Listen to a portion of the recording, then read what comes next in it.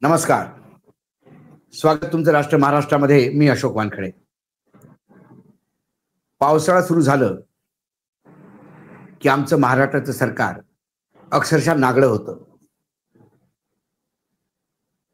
पावसाळा संपल्यावर पुढचा पावसाळा येऊपर्यंत मोठमोठ्या विकासाच्या गोष्टी आपण करतो, मोठमोठ्या प्रकल्पांच्या गोष्टी करतो. बाहेरच्या देशातली गुंतवणूक किती आहे याच्यावर बोलतो, आपण किती टॅक्स कलेक्ट करतो याच्यावर बोलतो. जे देश बर्बाद झाला त्या नेहरूंनी केलं असं सांगतो. पण पावसाळा आला की आमचे सत्ताधीश सगळे चिडीचूप बसलेले असतात. बजेट सेशन होऊन 4 महिने उलटले नाही तर पुरवण्या मागण्यासाठी जेव्हा सरकार येतं तेव्हा सरकारचं वित्तीय नियोजन किती खराब आहे हे डोळ्यासमोर येतं. आता घोषणापत्र किंवा निवडणुकीच्या अगोदर केलेले तुम्हाला प्रॉमिसेस त्या फक्त फोकणाऱ्याच राहिलेल्या आहेत. सर्वात मोठी फोकणारी पंतप्रधान नरेंद्र मोदींनी सोडली होती की 6,000 रुपये सोयाबीनला भाव देतो. ते गायबच आहेत. आता सोयाबीन बद्दल कोणी बोलतच नाही. आता ते अमेरिकेचा सोयाबीन आला तर पहा तुम्ही काय होतं ते. आता अमेरिका जो हात पिरवून बसलाय. शेतकऱ्यांचं कर्ज माफ करतो, मी करीन.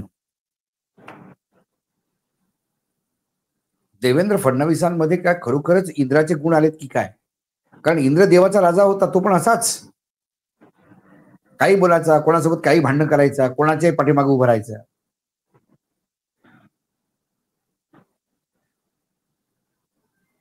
त्यानंतर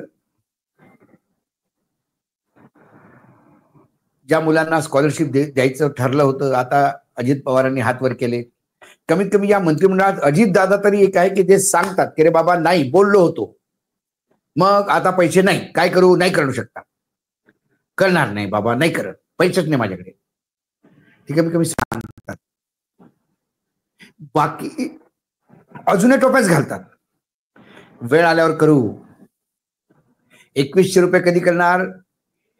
म्हणजे ते जे आपल्या मानधन वाढून मिळणार होतं लाडक्या बहिणीला, त्याचं काय? देऊ नाही कुठे म्हटलं आम्ही, वेळ आल्यावर देऊ. ते वेळ कधी येणार देव जाणे, विठ्ठलाला माहिती. एकीकडे आपण शक्तीपीठासाठी आग्रह धरतो, 86,300 करोड रुपयाचा हा प्रोजेक्ट. म्हणजे त्यात ते जे रोड खातं आहे ते किती खाईल देवाच जाणे. त्याची जरूरत आहे का देशाला, महाराष्ट्राला? विठ्ठल जाणे.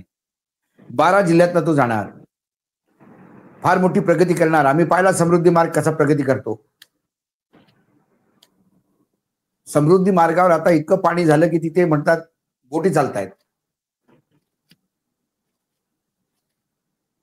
समृद्धी मार्गाने फक्त नेता समृद्ध झाले, ठेकेदार समृद्ध झाले, शेतकरी तिथेच राहिले. ज्यांना माहित होतं इथनं रोड जाणार आहे त्यांनी अगोदर शेतकऱ्यांकडनं जमिनी विकत घेऊन जे सरकारकडनं पैसा मिळतो तो लाटला, ते समृद्ध झाले. बाकी प्रदेश तसाच. 3 महिन्यात 700 पेक्षा जास्त लोक आत्महत्या करतात. आणि हे शेतकऱ्यांचं गोरगरिबाचं सरकार म्हणून मुंबईमध्ये एअर कंडिशन चेंबरमध्ये बसतात, यांना लाजा वाटत नाही. शक्तीपीठची गोष्ट करतायत ना, काही बातम्या काय चालू आहे महाराष्ट्रात.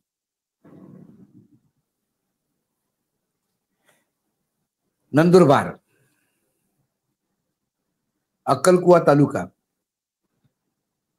केलाखाडी गाव, इथं नदी ओलांडण्यासाठी विद्यार्थ्यांना एक पडलेल्या झाडावर चढून ती अशी नदी ओलांडतात, फांद्याला धरून धरून, जीव मुठीत धरून. हा दुर्गम भाग आहे. पण जो प्लेन आहे, सपाट भाग, नवापडी तालुका, शेवगे गाव,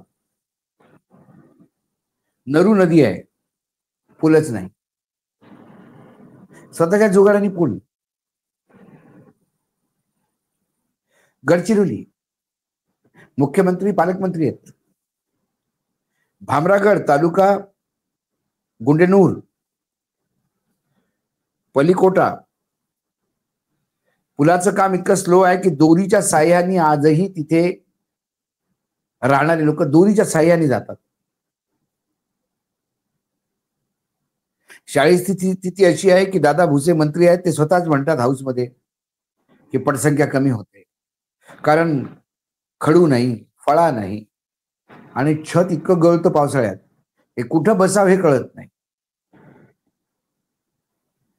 भौतिक सुविधांची गरज आहे असं जर दादा भुसे सांगतात हाऊसला, तर मग इतके दिवस त्यांनी काय केलं?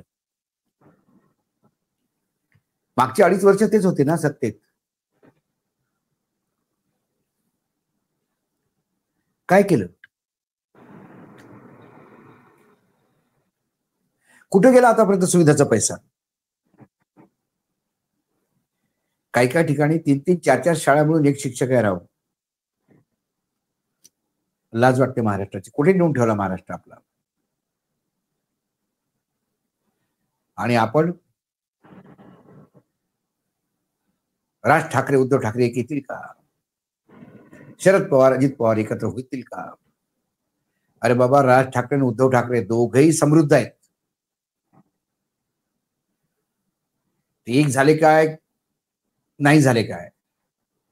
प्रत्येक वेळेला इलेक्शन मध्ये ते जेव्हा फॉर्म भरतात तेव्हा त्यांची संपत्ती वाढलेलीच असते.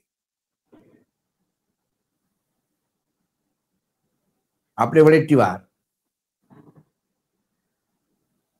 सदनामध्ये खूप तपाड तावतात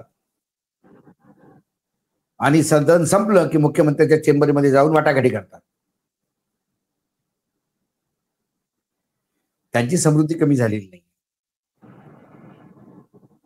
सामान्य शेतकरी आत्महत्या करतो, कुठल्या नेत्याच्या घरी कधी? ते म्हणतात आम्ही सगळे शेतकरी आहेत. यांच्या घरी कधी आत्महत्या होत? हे जो 5 स्टार शेतकरी आहे त्यांच्याकडे.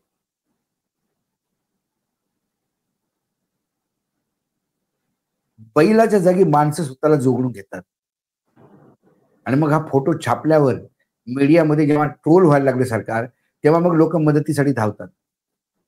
पण असे असंख्य लोक आहेत ज्यांचे फोटो छापत नाही, त्यांचं काय?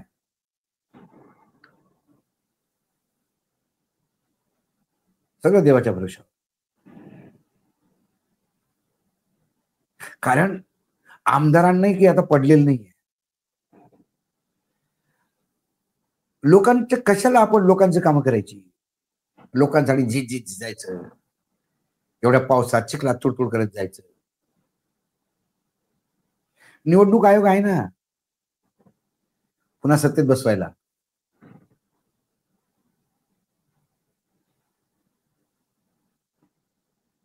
त्यामुळे महाराष्ट्र किती सुखी आहे हे दाखवण्यासाठी ते वारकऱ्यांचं रिंगण दाखवतात की पहा महाराष्ट्र किती सुखी आहे. काय लोक उत्सव मनवतात. अरे वारकरी हा किती जरी गरीब असला तरी पंढरीच्या नावाने, त्या पांडुरंगाच्या नावाने शेवटी साकडं घालायला जातो तो पांडुरंगाकडे की देवा कधीतरी आमच्या नेत्यांना अक्कल येऊ दे रे बाबा.